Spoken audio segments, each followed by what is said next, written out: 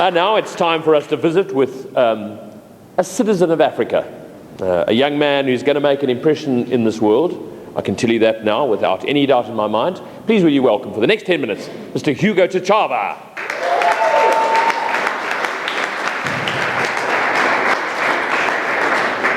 Oh, thank you, Bully.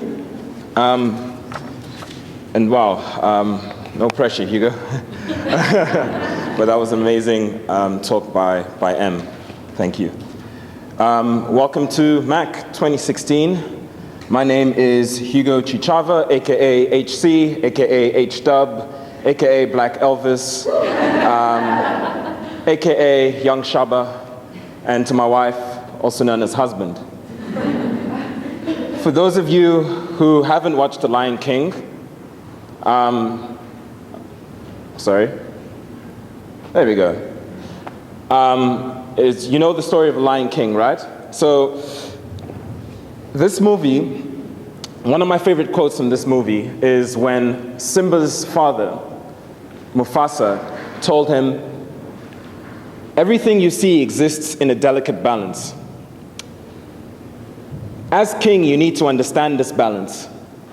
Respect all creatures, from the crawling ant to the leaping antelope." So Mufasa taught Simba about balance and respect. And those are two powerful words that mean a lot to me in my life. I was born in Mozambique, and one of my heroes was our first president after independence, Samora Machel, who happens to be my best friend's grandfather. My parents were very fortunate to explore the world, and they moved my sister and I to Wales, and that's where I learned how to speak English. And this photo was taken in 1995, so I feel kind of old compared to a lot of my colleagues. And this was Sketty School, and if you don't know where I am, there he is. Okay. So I would like to think that I brought diversity to the entire school. But when we moved back to Mozambique, Joaquim Chissano was the president, and he happens to be a family friend, and he's such a great leader. And I'm so blessed to be exposed to great leaders throughout my entire life. And he's running a lot of projects today across the continent. And he told me about some of his projects he's doing, not only in Mozambique, Africa, but all over the world. But my journey really began when I landed here in this city, Cape Town. I was very fortunate to be a part of Jack's Panic, which was a pop act in 2010. 2011, we won the Best Pop Album at the Summers. And this was an incredible time of my life. When my mother's friends would ask her, "What does your son do?" Well, she'd say that he wears tights and wears a mask and performs in front of thousands of people. But sometimes, when your parents don't approve of certain things that you do, you just got to show them that, you're enjoying yourself and you're having a great time. And that's what I did. And we used social media during this time to not only attract a lot of fans, but it was the experience that we gave to fans that really got them to engage with us. We didn't have any strategy at all. What we found out is that you got to give people more than just your product. You got to give them an experience. And we brought them into our lives and our personal lives. And we would post them on Facebook and post quirky videos. And we couldn't do that through mass media. And speaking of mass media, let's touch on television. It speaks to the masses, news sells stories, and we're human. We love a good story. Local news and media report topics such as violence, danger, conflict, terrorism, sex. People only hear the bad stories, and they don't get to hear the stories of people living their normal lives. But it's not their fault, right? They're just doing their jobs. Bad things happen all the time. We all know this, everywhere in the world. It's just the way that media searches and amplifies these bad things and these bad stories that brings fear, anger, anxiety, and also certain biases created towards certain places and certain people. And most of the times we don't have a choice. The decision is already made for us when distinguishing between our heroes and our villains. And one hero of mine is Nelson Mandela. And the first time I saw Nelson Mandela was on television, and I was 8 years old. And then I saw him again, and this time I was 10 years old, 2 years later. And my best friend, Sam, he is Grassa Michelle's grandson. He calls me one afternoon and says, you're coming over for lunch at my grandmother's house. And at that time, there were no cell phones. It was actually a landline. So I said, okay, let me go to his grandmother's house. So I get there, lots of security. I walk past into the main house. And in the living room, there's someone sitting in the living room. And it was Nelson Mandela. And in my life, again, I'm very fortunate to have met great leaders. And meeting this man was one of the greatest moments of my life that I'll never, ever forget. And especially when he called me by my first name, it had me actually shaking to actually shake his hand. We had discussions and we had lunch. And in that lunch, what I remember is that he asked me, what is my purpose and what is it that I want to do in life? And at 10 years old, I couldn't really answer that question. All I wanted to do is go home and play Super Nintendo.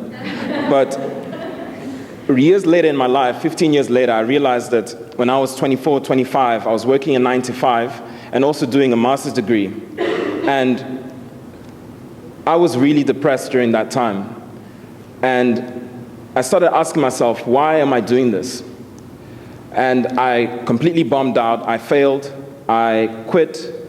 I said, I'm not doing this master's degree, and I dropped out. But during that time that I dropped out, a lot of doors started opening for me. So our country, our continent, is filled with people with interesting and amazing stories. They're not just always exciting to make the local news, because news cannot cross that barrier. Its primary aim is not to invoke empathy. That's why we need third parties like, I'm sure some of you have heard of Humans of New York. We need more projects like that to compensate for the functions of media. And it was Brandon Stanton, who is the photographer for Humans of New York, who said, if news cannot bridge the barrier between people, then it is up to the ordinary media consumers to do it for themselves. Social media has brought stories closer to us. Many brands have done this, yes, but one still feels isolated, and it doesn't give you that feeling that you have someone who truly understands how you feel. We wanted to do something, not exactly like Humans of, but more in that same spirit of telling the stories or celebrating the people who don't make it to primetime television. The same people who have the power to inspire thousands, if not millions. The internet can allow us to do that now because we're in control. The consumer can choose what they want to watch. So in 2013, Rian Furi and myself, we went out into the streets of Cape Town. And during that time, we conducted interviews with strangers. And we decided to film their stories. And all of the conversations that we had with these strangers were spontaneous and open. The questions were not prepared in advance. And we decided to call this project Paradise Jungle because we're living in it, in an online context and also offline. And online, the internet, it offers us, it makes our lives faster, convenient, also easier. But it can be a jungle in terms of all the clutter and the noise and all the tweets and status updates, all the videos, the paid for ads, and the list goes on. And in an offline context, you have so many issues like unemployment, corruption, global warming, and the list goes on. But what we want is a paradise. We want also to celebrate and to live peacefully and healthy with the people that we love. One of the stories that inspired me that we documented was of Monsef Messaoud, who's this guy, amazing guy. He was born in Tunisia, and he has a stall at the Hart Bay Market. Now, I used to buy a lot of things at the Hart Bay Market, including his stall, but I wouldn't have known about his story unless we approached him and had a conversation with him. And we found out that he worked as a member of the UN many years before he quit and he moved to South Africa. He tells a brilliant story about his dad who taught him certain values that he's passing on to his family members today. 700 people viewed this story, so that 700 people who hopefully were inspired and shared the story about this man's incredible life. So one thing we learned is that given the chance, strangers are open to have conversations. Strangers are open and eager to share their stories of their sadness, their happiness, their triumphs, and also their struggles. Face-to-face is being more limited because of technology. Yes, we all know this, but we like to think that what we are bringing to our audience, they can watch and feel inspired by other normal people who they can easily relate to. And like Mufasa told Simba, understanding that balance and respect for all creatures is important for the progress of a happy community. So for everyone going out there in various disciplines, not only marketing, here's some of my colleagues going into property and others going into entertainment business. You were put on this earth for a reason. You have a role to play in the world, so don't get lazy and don't give up on things. Don't give up on your ideas. There are people that need you in their lives. There's lessons you must learn and mistakes that you must make. I've failed a lot of times in my life, and growing up, I've learned to be proud of those failures. And I'm sure I'll fail again, and I look forward to it, because I'm going to learn. And with Paradise Jungle, we don't know exactly where it's going, but as long as our heroes are making a small difference in the world, then I like to think that we've accomplished our goal. So I challenge every single person in this room to take your place in the circle of life.